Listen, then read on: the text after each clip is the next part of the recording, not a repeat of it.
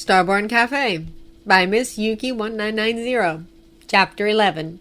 Old Friends. Aren't you all hyper today? Then smiled widely at Neville. I haven't felt this good in ages. Neville snorted and rolled his eyes. It was bloody timed, he muttered and then chuckled. He took a seat beside Neville at the bar and took a sip of his tea. The cafe was absolutely glowing. Neville concluded the atmosphere was reflecting Ben's mood. I guess tall, strong, and mysterious is the one I should thank. Ben's cheeks adopted a light blush and Neville rolled his eyes. I suppose you should, Ben said, and Neville nodded. Is he a good guy? He asked, and Ben raised an eyebrow at him. Neville Longbottom, what are you planning? He drawled, and Neville looked at him innocently. Nothing at all. I just want to have a small chat with him about how he should treat you. Neville defended himself, although he knew that it wouldn't work without a Ben. He asked for permission to court me, Neville, he drawled.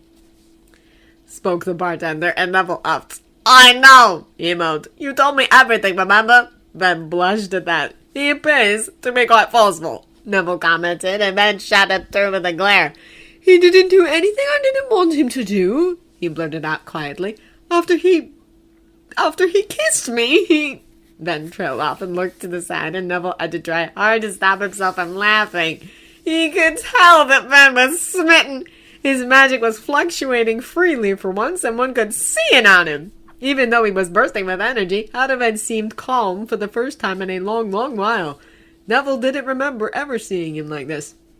He did what? Neville pushed for an answer, and Ben jumped in his seat, glancing at Neville before he shifted his weight and cleared his throat.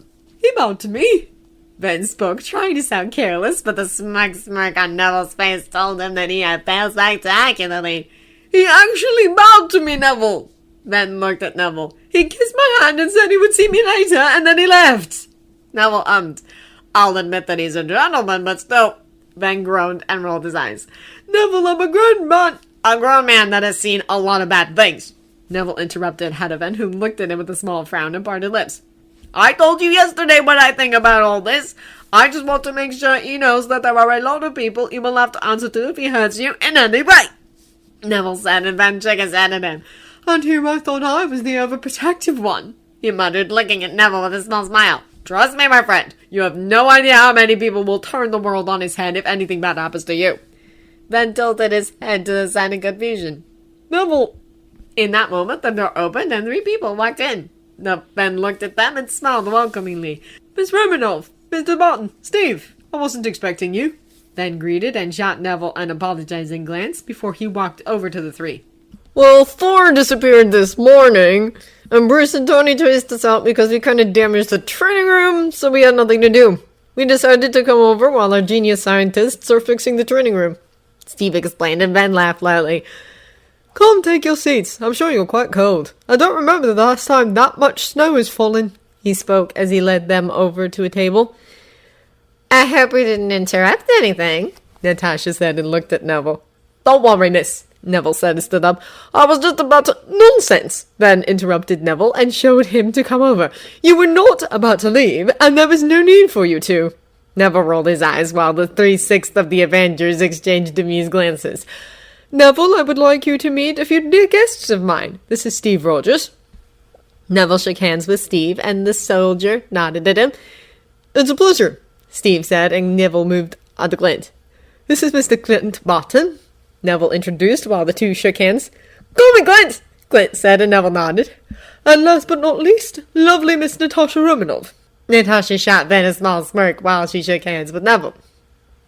You can call me Natasha, she said, and Neville nodded. It's a pleasure to meet all of you.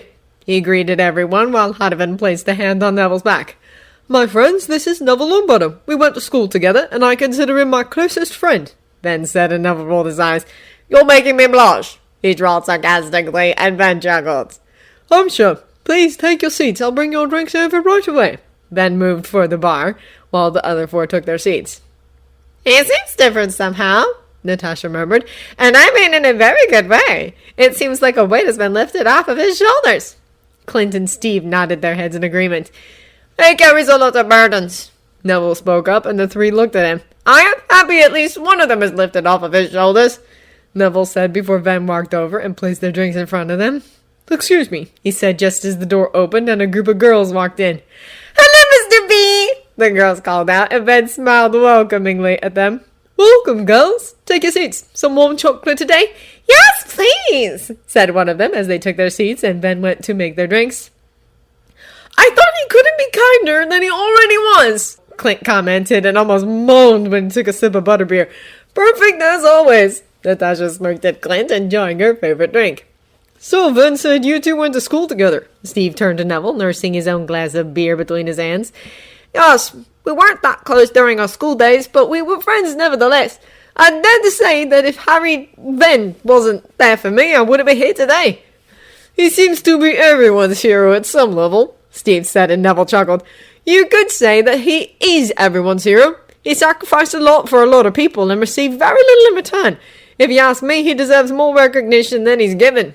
The other three nodded in agreement. The door opened again, and an elderly man walked in. Alfred! I didn't expect you back so soon. Alfred smiled warmly at Hadaven and pulled him into a tight hug. Master Bruce needed to take care of some business, so I decided to use this opportunity to come and see you again. Van laughed quietly and led Alfred over to his usual table. I'll bring you your drink right away, Van said, and all but danced back to the bar. This is the first time I actually see him work when there are more people here, Clint muttered. The door opened again, and a young man walked in. Van greeted him as warmly as he greeted everyone else and led him over to a table. He moved around with the grace and confidence of a master at work. It seemed like this was what he was best at. Everyone was smiling and chatting as if they had no worries at all. It really is something, Natasha commented, and Neville nodded his head. He is the best thing to happen to this world since ever. They exchanged glances before they looked at Neville again. Neville? Steve spoke up, and the wizard raised an eyebrow when he saw the focused frowns on their faces. Yes? Van mentioned that he had quite an adventurous school life, Steve said, and Neville laughed. Is that the word he used?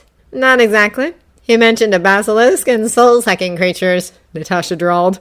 Neville rolled his eyes, and Natasha raised an eyebrow at him. For him, our school years were more like yearly life-threatening events than adventures, to be perfectly honest. You didn't make it sound like that, Steve said, growing pale when Neville half shook his head.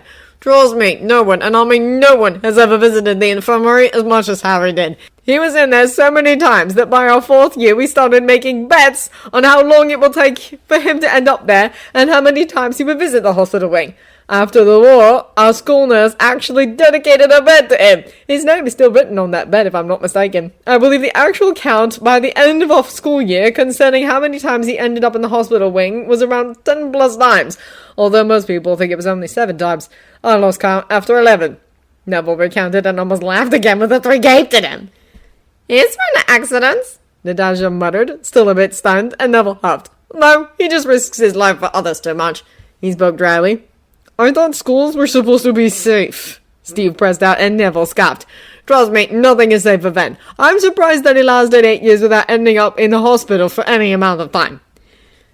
Well, that's what happens when you usually go looking for trouble, Natasha said. Oh, don't get me wrong, Neville hurried to explain. Trouble does a fine job of finding him on her own. There's no need for him to go looking for it. I hope you're not gossiping about me. Then passed beside them to clean up a table, and Neville snorted. It's not gossip if it's true, he called out after his friend, then laughed, moving on to the next table. He greeted Alfred as he walked out of the cafe, and snorted when he walked over to Alfred's table and saw how much money the elderly man left.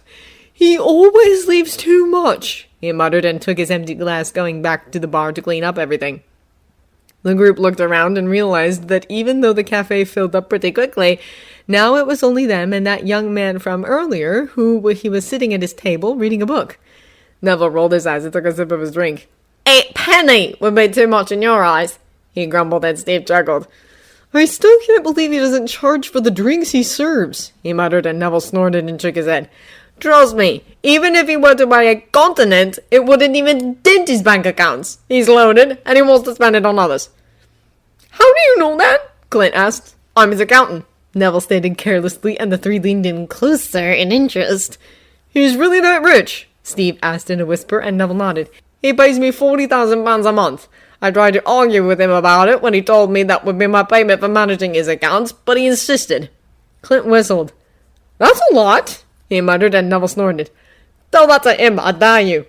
I think I'll pass, Natasha said and took a sip of her drink. He can be quite forceful when he wants to be, Neville said. I learned early in our friendship not to argue with him when he decides on something. Still talking about me? Ben asked and pulled an armchair over to them. Only then did they realize that the cafe was empty again. You're an interesting topic of conversation, my friend, Neville said, and Ben laughed, shaking his head. I'm sure I am. You don't seem tired at all, Clint noticed, and Ben shrugged. How could I be? There are days when the cafe is full to the brim, but I still don't have that much work for it to really tire me out, Ben said, and the others nodded in understanding. You really love your job, don't you? Steve asked, and Ben smiled at him. I do. It's fulfilling. We can see that, Natasha said, and her lips tilted up when the bartender straightened in his seat, eyes glimmering with pride. Oh, that reminds me, Ben blurted out and turned to Neville. When will you be coming back to Britain? He asked Neville, and the wizard smirked. What? Already getting tired of me? Ben rolled his eyes, surprising the Avengers. They had never seen him so relaxed as to do such a childish thing. Of course not, he said. I just thought that you could stay a few days longer and bring Luna and the children over. I have something for them I would like to give them personally. Neville nodded. We might as well. With what you're paying me, I could take a year-long vacation on the moon, he muttered, and Ben's smile brightened, eyes glimmering with mirth. I have to spend my money on something, don't I? Why not spend it on my family? Instead of saying something sarcastic, Neville just smiled and shook his head. Right. A warm wind danced around them, and Ben straightened in his seat, turning to look at the door, and a small smile tilted his lips. His eyes softened considerably, and everyone stared at him in confusion. Ben stood up as the door opened, and to everyone's surprise, everyone besides Ben, that is, Thor walked in and looked around. Steve, Tasha, and Clint raised eyebrows, and Neville snorted and shook his head when Ben walked over to Thor. Welcome, he said, and the Avengers gaped when Thor smirked and took the step Ben hesitated to take, bowed down, and placed a small kiss on the corner of Ben's lips. It is good to see you again, Thor spoke, and Hadavan laughed quietly and quite breathlessly. It is good to see you again too, Thor. The god of thunder smiled brightly, and Ben chuckled before Thor took a small step back and raised his right arm. Hadavan's eyes filled with surprise when he saw a gift bag in Thor's hand the color of Ben's eyes. What is that? Ben accepted the bag, and Thor shrugged. To the surprise of his comrades, Thor shifted his weight in anticipation. Just a small gift. I thought about flowers, but considering everything... He trailed off, and Ben grinned when he looked into the bag. Thor, this is wonderful! He took out a small grandfather clock and beamed up at Thor. Absolutely wonderful. He climbed on his tiptoes and kissed Thor's cheek. It will look beautiful on the bar. Thor all but doubled in size at the praise. In that moment, he noticed Steve, Tasha, and Clint, and smiled at them widely. My friends! I hadn't seen you there! Why don't you take a seat? Ben suggested as he made his way to the bar. I'll prepare your drink in a second. Thor nodded, and before he walked over to the table, he reached up and brushed a strand of hair that fell into Ven's eyes behind a slightly pointed ear. Ven tilted his head to the side with a small smile, and Thor returned it in kind. Not rash. I am not in a hurry. Ven nodded, and Thor walked over to the table, taking a seat in the armchair Ven occupied minutes ago. What was that? Clint asked right away, and Thor raised an eyebrow at him. What was what? Neville snickered, while the other three continued staring at Thor in wonder. Thor looked at Neville and offered his hand to him. We didn't get to introduce ourselves yesterday. Neville accepted Thor's hand, giving him a firm shake. Neville Longbottom, Hadavan's friend, he said, eyes flashing with a warning that didn't escape anyone. Thor Odinson, Hadavan's future husband, hopefully, Thor answered firmly, lips tilted into a daring smirk. Neville chuckled while the Avengers' jaws met the table. We'll see about that, Neville drawled, and the two were suddenly locked in a stare-down. Neville? Thor and Neville looked at Ven when he came over and placed a drink in front of Thor. Play nice, Ven murmured with a smirk and took a seat on the armrest of Thor's armchair. I am playing nice, Neville stressed out, and Ven rolled his eyes. Alright, what is going on here? Steve asked. Clint and Natasha nodded their heads in agreement in obvious curiosity, and then looked at them while Thor turned to Ben with a small smile. I believe that what is going on is that I am courting Hanavan, Thor said, and Ben gifted Thor with a beautiful smile. Courting him? Clint asked, and Thor looked at him. You mean like dating? I do believe that you used that phrase, Thor said. How did that happen? Natasha asked. I thought you were straight. Thor laughed at her words and shook his head. We gods do not care for gender, my friend, Thor said, and placed a hand on Hanavan's thigh. What matters to us is that our destiny fits us in every way possible. We must complete each other in full.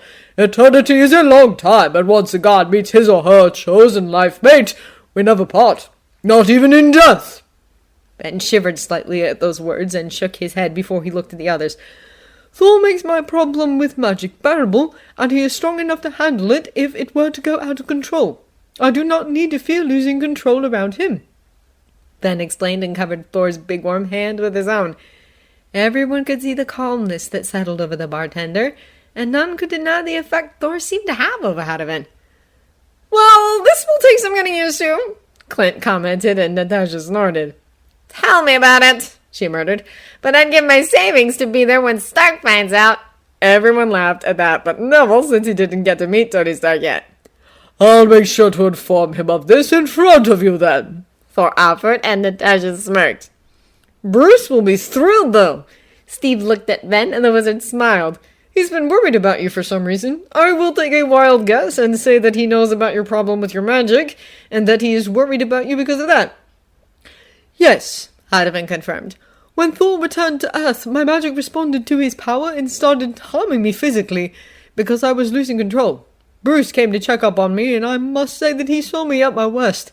He knows the truth about it, so he must have been worried. He also knows that it was because of Thor's presence here on Earth. Everyone nodded in understanding, and Steve looked at his wristwatch.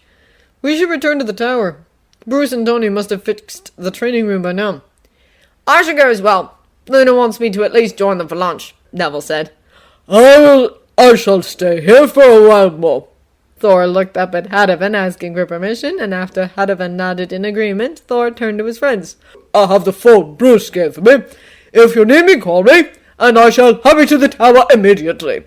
Steve nodded at Thor, and the newfound couple stood up to see the others out. I'll try to bring Luna and the kids over tomorrow. Don't overwork yourself, Neville spoke as he pulled Hanavan into a hug, earning a tight embrace from the raven-haired wizard. Kiss me for them. I'll see you tomorrow, Ben said, and Neville left after he shook hands with the others and shot a warning glance at Thor. See you later, Ben. If you don't have any guests, come over to the tower, Steve offered, and then hummed.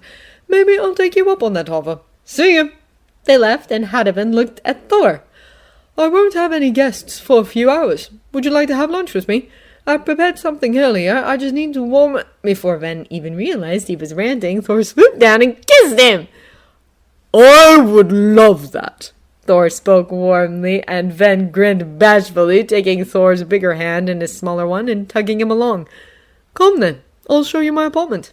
He led Thor through the back door and to the loft above the cafe.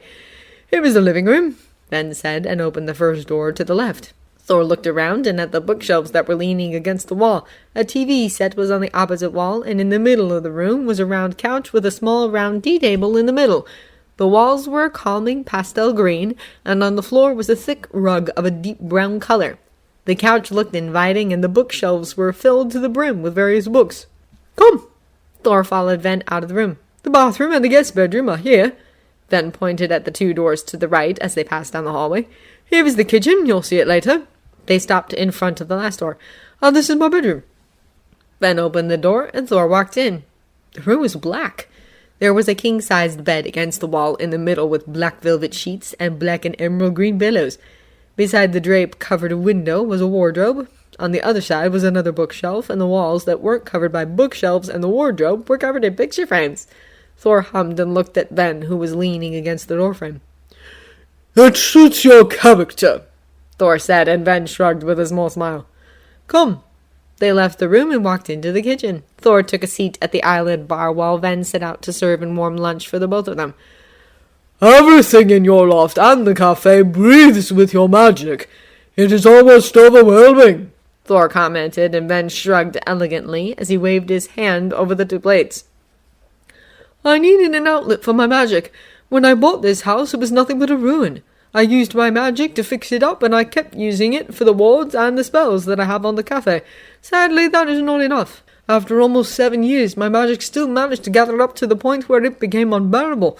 If you hadn't arrived. Ben trailed off, and Thor frowned. Ben leaned on the top of the cabinet, bracing his weight on his hands and sighed. Thor stood up and walked over to Ven, placing his hands on Ven's shoulders. I am sorry, he whispered, feeling the minute shiver which shook Hadavid's body. Had I known about you— No. Ven turned around and looked up at Thor.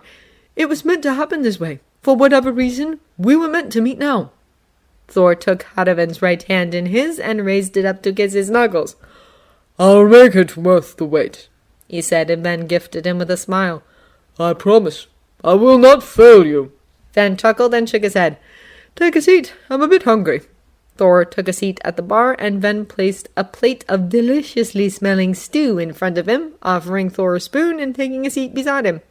I hope it's good, he said, only to look up at Thor in shock when the god of thunder caressed Ven's cheek with the back of his fingers and leaned forward to steal a light kiss. You could serve me bread and water, and I would enjoy it as though it were the greatest delicacy in the world. Ven blushed and looked at his stew. Eat, he murmured, and Thor laughed. Very well. Ven smiled. Yes, it was very well. Very well indeed.